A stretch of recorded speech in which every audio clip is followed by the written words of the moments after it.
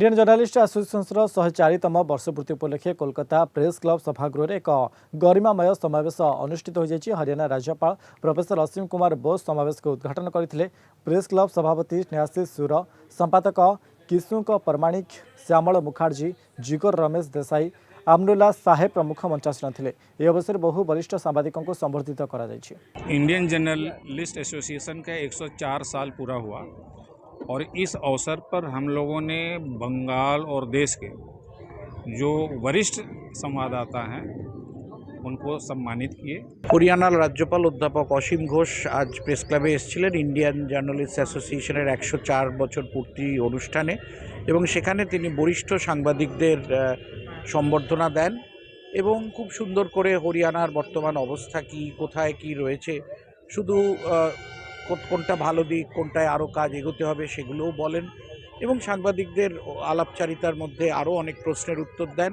जीवन की बहुत बड़ी बात है, संपादक जीवन में बहुत सम्मान हुए हैं, उसमें एक सम्मान और जुड़ गए। इंडियन জার্নালিস্ট অ্যাসোসিয়েশনের একটি অনুষ্ঠানে এলুম, খুব ভালো লাগলো। অনেক পুরনো জার্নালিস্ট যাদেরকে আমি আমার কর্মজীবনে দেখেছিলাম, তাদেরকে দেখে তাদের সঙ্গে আলোচনা করে খুব ভালো লাগে। এখানে মতামত বিনিময় হলো।